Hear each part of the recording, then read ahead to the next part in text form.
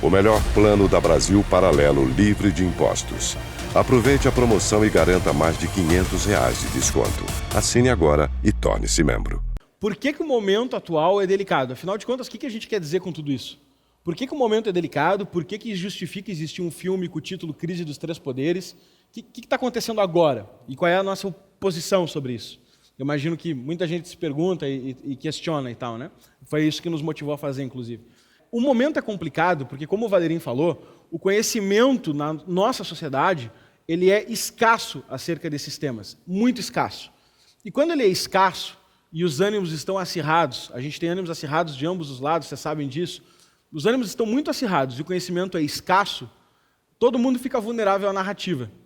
Então começam termos como fake news, começam termos como antidemocrático, começam termos como o que é e o que não é antidemocrático, o que é e o que não é constitucional, e ficar pautado sempre à luz do comentário do dia, do post do dia, é perigoso demais.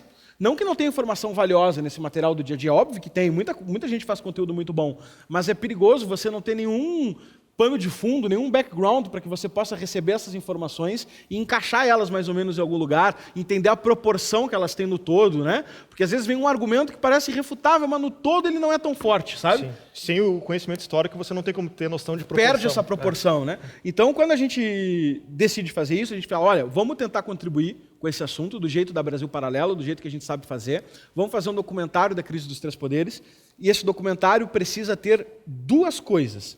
Precisa ter esse negócio que a gente chama de big picture, que é a visão do todo, né? A foto grande da história, como é que a gente vê o todo dessa história. Esse é o primeiro ponto. E o segundo ponto que a gente precisa preservar esse é um debate muito sério, muito sério. Os ânimos estão muito acirrados. A gente tem um desgaste institucional no Brasil de puxada de corda imenso agora acontecendo. Qual é o melhor que a gente pode fazer para fazer um trabalho sério, que a gente não vai olhar no futuro, se arrepender do que a gente fez, achar que fez menos do que podia, etc. e tal. É buscando um elenco, primeiro, de muita excelência técnica, segundo, plural, que eu acho que aí tem um ponto bastante importante. É óbvio que a Brasil Paralelo sempre tentou buscar diferentes pontos de vista nas entrevistas, mas no final a gente queria aprender e buscar que ele tenha o máximo possível.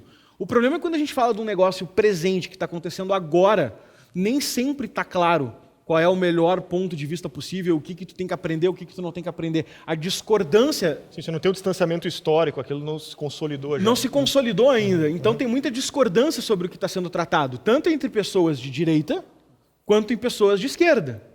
Tem muita discordância sobre o que está acontecendo. Então a gente usou dois critérios. O primeiro critério precisamos ter um corpo, um elenco de pessoas falando sobre o assunto com excelência técnica, que seja irrefutavelmente competente para opinar sobre o assunto.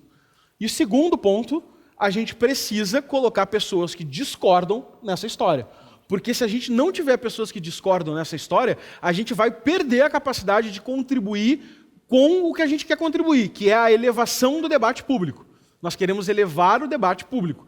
E se a gente cegar os pontos de um determinado lado da história, cegar os argumentos de um determinado lugar, a gente não vai conseguir fazer essa elevação de debate público. Tem um outro ponto, Lucas. Além das pessoas que nós convidamos para fazer parte da produção, acredito que um outro objetivo presente na Crise dos Três Poderes também é levar novas referências para o público, novas referências de como os sistemas políticos em outros países se formaram, né? Como a democracia foi vista em diferentes períodos, e isso é fundamental, porque muitas vezes, claro, nós brasileiros, inundados pelas notícias do dia a dia, nós acabamos perdendo referências externas. Parece que tudo que está acontecendo aqui é algo único, que nunca aconteceu antes, que não existem outros caminhos para seguir, e isso muitas vezes até pode ocasionar uma desesperança para o público, né? Porque é algo que não é novo. A gente está há muito tempo já passando por crise após crise com relação política e parece que a gente não consegue sair desse buraco.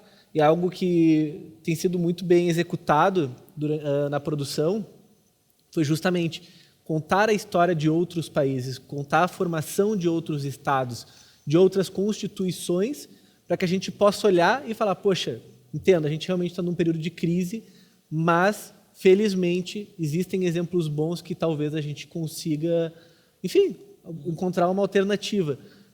a produção não tem como objetivo dar uma resposta, Propor o que tem que fazer, por aqui né? que você segue, não é o nosso objetivo, mas é mostrar que, olha, outros países passaram por problemas até piores do que os nossos e conseguiram resolver. O que, Então, o Brasil está essa visão fazendo? é O que o Brasil está fazendo de diferente de outros países? Essa é uma pergunta que nos guiou ali na produção. Porque a gente tem 7 constituições, 6 no período republicano, e a gente, embora tenha enfrentado um período de razoável estabilidade democrática desde da última Constituição para cá, de 88 para cá, parece que agora a gente está enfrentando de novo o mesmo drama, né? E por que isso está acontecendo? Que drama é esse e por que a gente não sai dessa areia movediça? A história não, como diz o Karl Marx, nosso querido filósofo da esquerda, a história se repete a primeira vez como tragédia, a segunda como farsa. Então, como é que a gente pega esses ciclos históricos, que às vezes apresentam determinados padrões, e consegue identificar o que a gente está copiando por falta de conhecimento, o que a gente está copiando por má fé, sei lá, por qualquer motivo que seja, o que a gente está copiando, entendeu?